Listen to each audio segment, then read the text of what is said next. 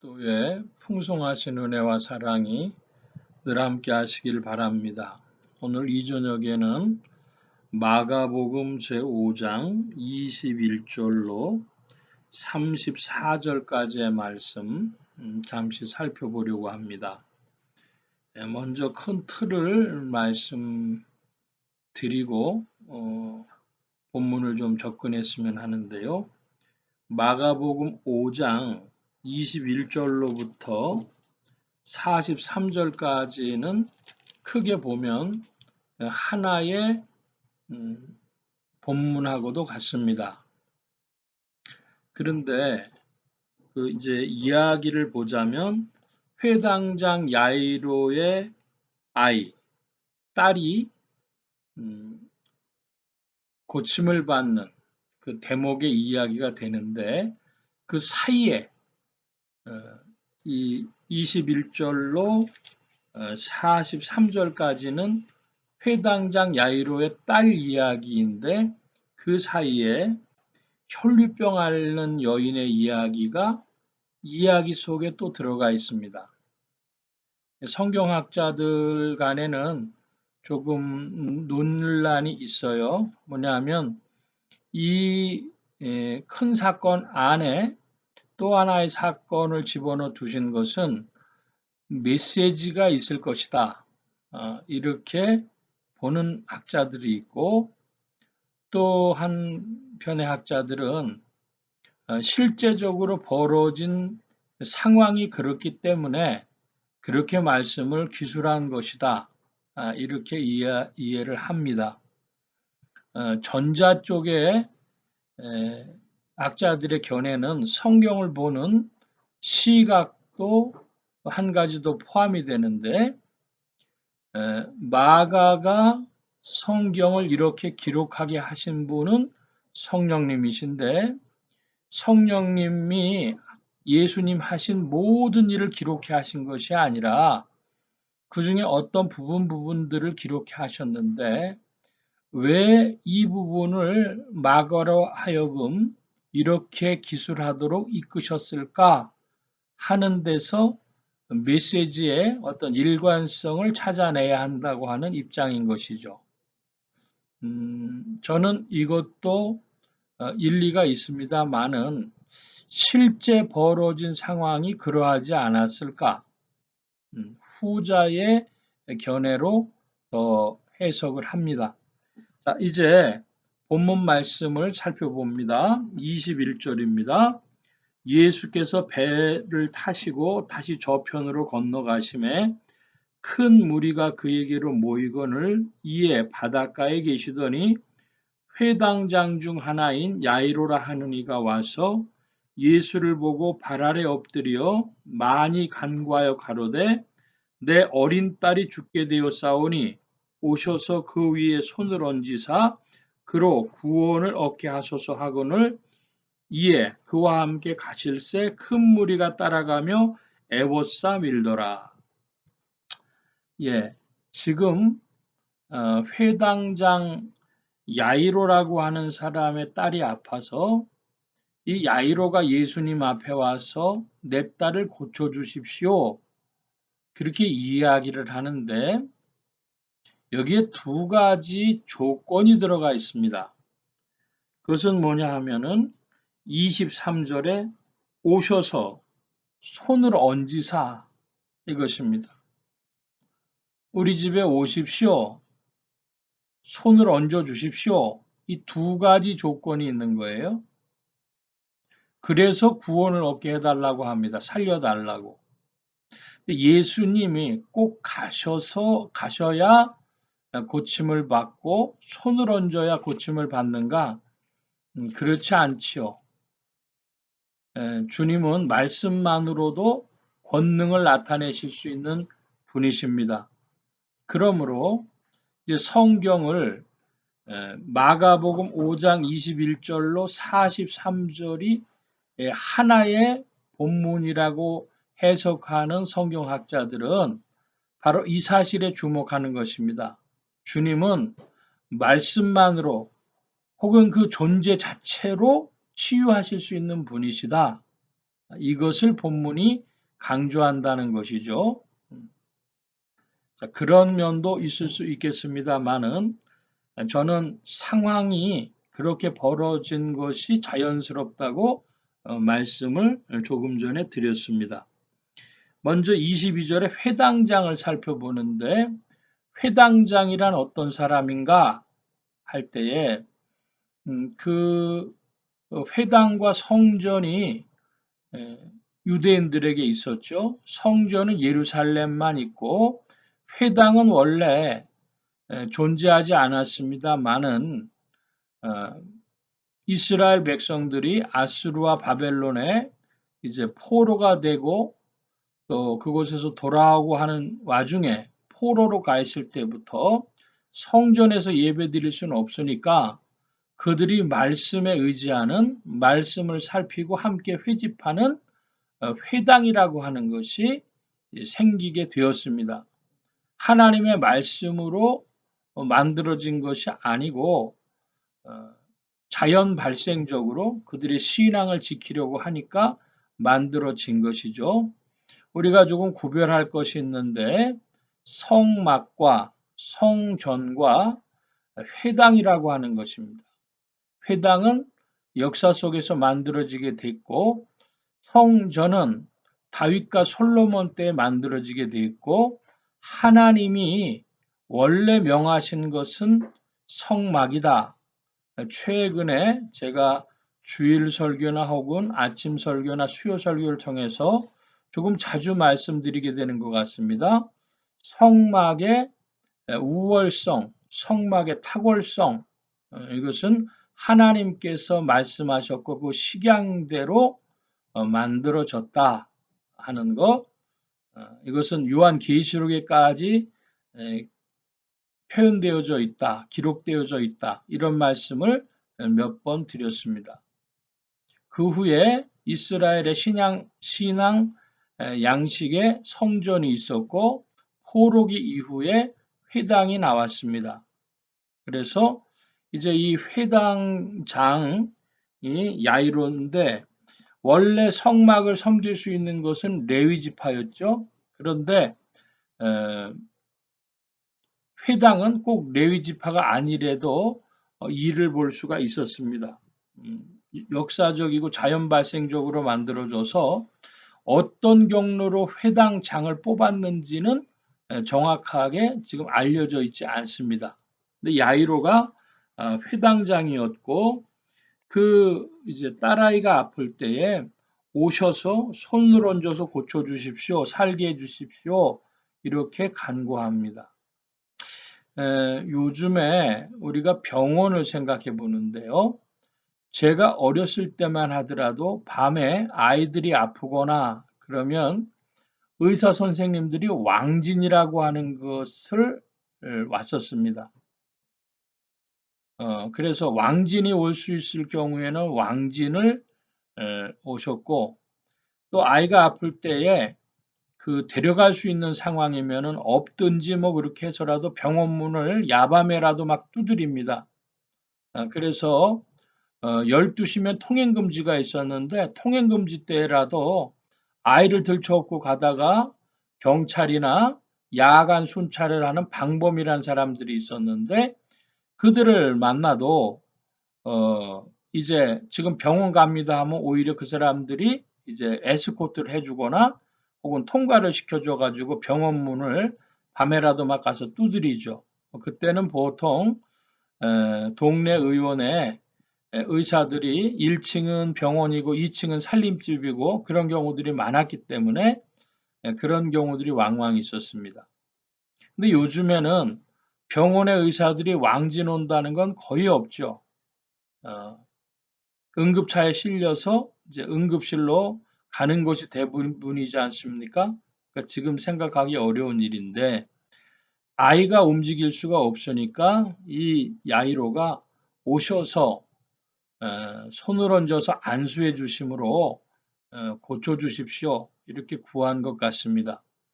이 손을 얹다, 안수한다고 하는 것은 유대인들에겐 익숙한 것이었는데 직임의 안수 혹은 치유의 안수 그리고 사죄 전가의 안수가 있었습니다. 재물 위에 손을 얹어서 죄를 전가시키는 것이죠. 그래서 이 손을 얹는다고 하는 것은 유대인들에게 안수는 익숙한 것이었기 때문에 회당장이 이렇게 예수님 앞에 간구한 것 같습니다. 자, 이제 25절 이하의 말씀입니다. 12회를 혈루증으로 앓는 한 여자가 있어. 12회를 혈루증으로 앓았다고 했는데요. 제 기억으로는 중학교 2학년 때쯤에 이 혈류증이 남자들은 앓는 남자들에게 나타나고 여자들에게 없는 병이라고 생물 시간에 선생님이 가르쳐 주셨습니다. 그랬더니 우리 반에 교회 다니는 친구 아이 하나가 손을 들어요. 선생님, 교회에서는 여인도 혈류증 앓는다고 성경에 그렇게 나와 있는데요. 그러니까 선생님이 야 임마, 그러니까 기적이고 그러니까 성경에 쓰여져 있지, 그렇게 얘기를 하시더라고요. 그러더니 뒤에 덧붙인 말씀이 야 나도 교회 다녀 그러시더라고요. 그래서 12의 혈류증 앓는 것이 희귀한 병이다. 우리 이렇게, 그러니까 그 당시 사람들에게 늘 있었던 병이 아니고 이 혈류증이라는 게 그렇게 희귀병이었다. 고치기 어려운 병이었다. 이거 먼저 기억해야 되겠습니다. 26절입니다.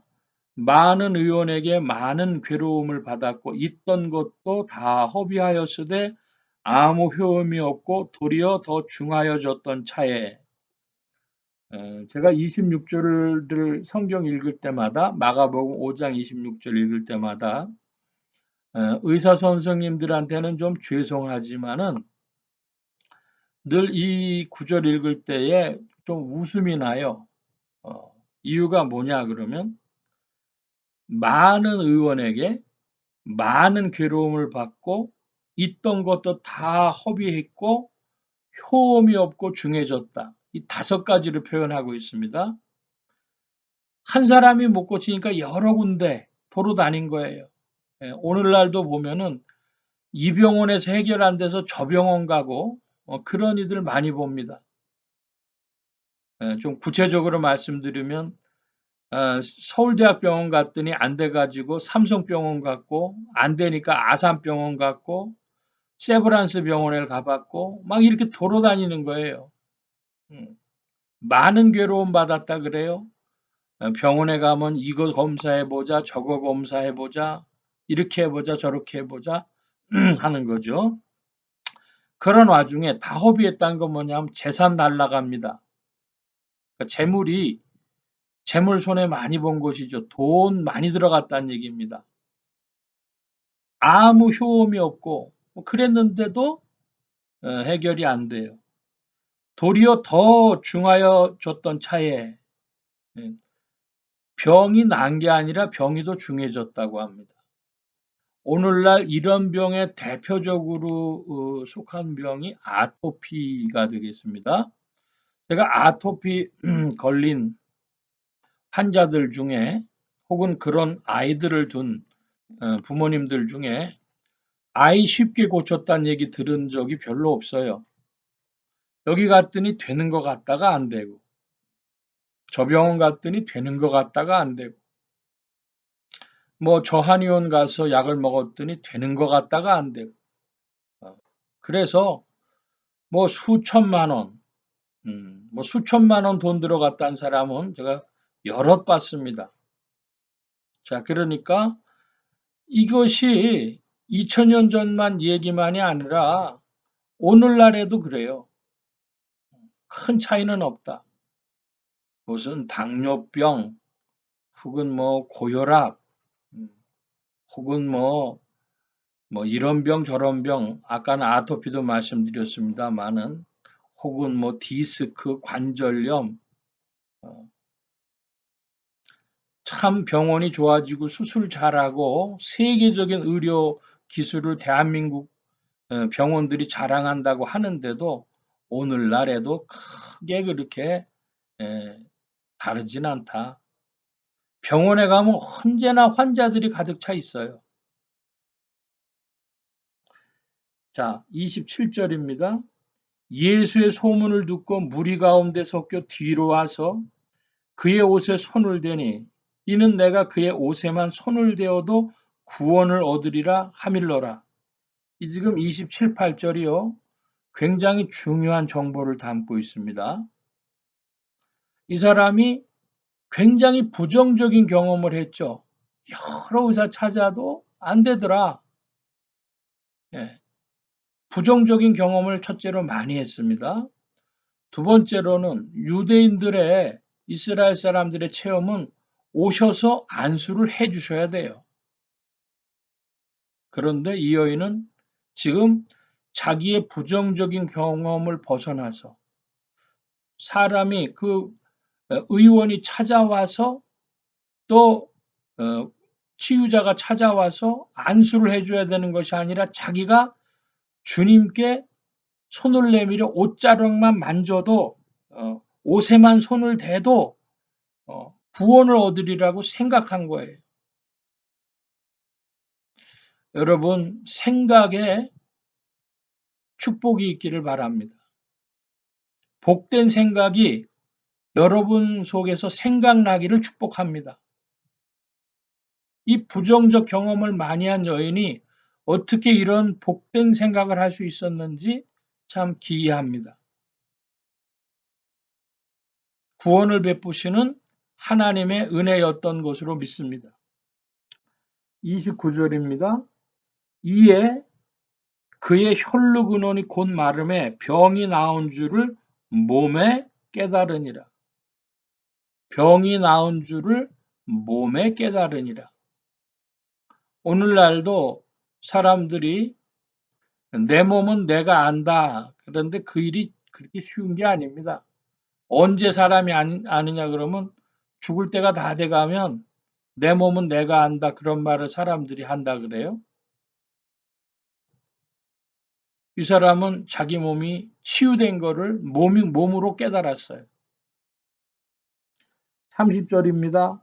예수께서 그 능력이 자기에게서 나간 줄을 곧 아시고 무리 가운데 돌이켜 말씀하시되 누가 내 옷에 손을 대었느냐 하시니 누가 내 옷에 손을 대었느냐 하시니 주님의 옷자락에서 능력이 나간 것입니다. 엘리사가 입은 옷을 엘리야가 받았죠. 그리고 그 옷으로 물을 쳐서 능력을 나타내기도 했습니다. 근데 여러분 이때에 성경학자들은 보통 이 말씀을 어떻게 해석하느냐? 그러면 그리스도의 몸, 그것을 교회라고 봅니다. 그리스도의 몸된 교회. 이것은 주님께 속한 것입니다. 이 지상의 교회를 뭐로 표현하느냐? 본질에 있어서 그리스도의 교회를 그리스도의 몸으로 비유하고 그것을 교회로 인식하는 것처럼 그리스도의 옷이 무엇이냐? 그 몸을 감싸고 있는 것인데 지상의 교회를 그리스도의 옷에 비유합니다. 오늘날도 지상의 교회를 통하여 치유의 권능이 나타나는 것을 믿으시기를 바랍니다. 그 능력의 근원은 그리스도의 성령이신데 그 옷자락만 만진다고 하는 것이 오늘 어떻게 옷자락을 만질까 하면 그리스도의 몸된 교회 공동체 성도들의 합심 기도를 통하여 우리가 주님의 옷자락을 만짐과도 같고 성도들이 교제할 때에 나누는 그 주고받는 코이노니아를 통하여서도 치유의 역사가 나타나고 성령께서 이 모든 일들을 이끄시는데 교회의 예배를 통하여서 말씀의 역사를 통하여서도 나타나는 줄로 믿습니다. 교회에서 드리는 예배와 말씀을 통하여 성도들의 교제와 합심 기도를 통하여 오늘도 그리스도의 권능이 나타나는 줄 믿는 것입니다. 누가 내 옷에 손을 대었느냐 하시니 31절 제자들이 여짜오되 무리가 에워싸미는 것을 보시며 누가 내게 손을 대었느냐 물으시나이까 하되, 제자들은 우연적인 상황적이고 자연 발생적으로 이렇게 사람들이 많다 보니까 밀었겠지 누가 의도적으로 손을 댔겠습니까? 이렇게 반문한 것이죠. 32절입니다. 예수께서 이 일을 행한 여자를 보려고 둘러보시니 여자가 제게 이루어진 일을 알고 두려워하며 떨며 와서 그 앞에 엎드려 모든 사실을 여짜온대 예수께서 가라사대 딸아 네 믿음이 너를 구원하였으니 평안히 가라 네 병에서 놓여 건강할지어다. 할렐루야. 저는 이 말씀 들을 때 얼마나 감사하면서도 반가운지 모릅니다. 딸아 네 믿음이 너를 구원하였으니. 이 야이로라고 하는 회당장이란 사람은 예수님 우리 집에 오세요. 손을 얹어서 안수해 주세요. 그래서 고쳐주세요. 이렇게 간구했지만 이 부정적인 경험을 많이 했던 여인, 희귀병을 앓는 여인, 이 사람은 거꾸로 예수님의 옷자락만 만져도 내가 고침을 받겠다라고 생각을 했습니다. 이 여자의 믿음이죠. 그것을 주님께서 말씀하시면서 네 믿음이 너를 구원했다. 그의 믿음은 그의 복된 생각이었습니다. 그런데 그의 복된 생각은 실은 주의 영이 그리스도를 믿기 전이었지만 성령의 역사하심으로 그에게 그런 복된 생각이 찾아간 줄로 믿습니다. 하나님의 은혜로 그에게 그런 복된 생각이 찾아간 줄로 믿습니다. 오늘도 네 믿음이 너를 구원했다. 너의 복된 생각이 너를 구원했다. 주님이 선포하시는 줄 믿습니다. 오늘 우리는 어떤 생각을 하고 있습니까? 나를 둘러싸고 있는 경험에 근거한 생각을 하고 계십니까? 그렇지 않으면 창조적인 생각, 주로부터 오는 복된 생각을, 은혜로부터 오는 복된 생각을 하고 계십니까? 여러분, 은혜로부터 오는 복된 생각을 하시고 창조적인 생각을 하시기를 축복합니다. 그리고 주님의 그 치유의 복된 말씀 들으시길 바랍니다. 평안히 가라, 네 병에서 놓여 건강할지어다. 오늘도 병원 찾아다니는 사람들보다 주의 말씀대로 건강한 이들이 되시기를 바랍니다. 주의 성령은 오늘도 인간의 영혼과 육신과 인간관계와 우리의 사회를 치유하시는 권능이십니다. 그리스도의 성령 안에서 치유의 역사로 부름받고 이 복된 권능들이 나타나는 것을 체험하는 여러분들 되시기를 바랍니다. 주님의 은혜와 사랑이 오늘도 전진합니다. 기도합니다. 만복의 근원 되신 하나님 함께해 주셔서 우리의 삶은 부정적인 많은 경험들을 해왔고 또 우리의 습관과 문화와 규례들은 우리를 붙들어 매어 있지만은 그러나 은혜로부터 찾아오는 주의 복된 생각이 우리 속에 역사하여 경험해 보지 못한 권능의 세계로 발걸음 옮기며 그리스도 안에 축복받는 인생들이 되어지기를 사모합니다. 주님 다스리시고 통치하시고 지도하시고 인도하여 주셔서 성령 안에서 이러한 경험을 하며 네 믿음이 너를 구원하였다 하시는 그 말씀처럼 복된 생각과 함께 전진하는 이들 되게 하시고 성령님을 따라 전진하는 이들이 되게 하여 주옵소서. 온 교회와 성도들과 주의 종들이 함께 하심에 예수 소망 교회와 온 성도들과 부족한 종위에도 함께하여 주옵시고 복음 전파 영혼 구원한 일에 쓰임 받으며 주와 함께 전진케 하여 주옵소서. 이 한 주간 남은 날들에도 함께 하시며 은혜 베푸심을 구하올 때 감사하며 의지하며 예수 그리스도의 이름으로 기도하옵나이다. 아멘. 하늘에 계신 우리 아버지여 이름이 거룩히 여김을 받으시오며 나라의 마옵시며 뜻이 하늘에서 이루어진 것 같이 땅에서도 이루어지이다.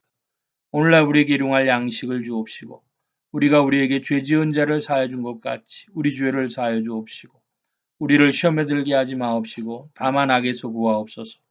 대개 나라와 권세와 영광이 아버지께 영원히 있사옵나이다. 아멘.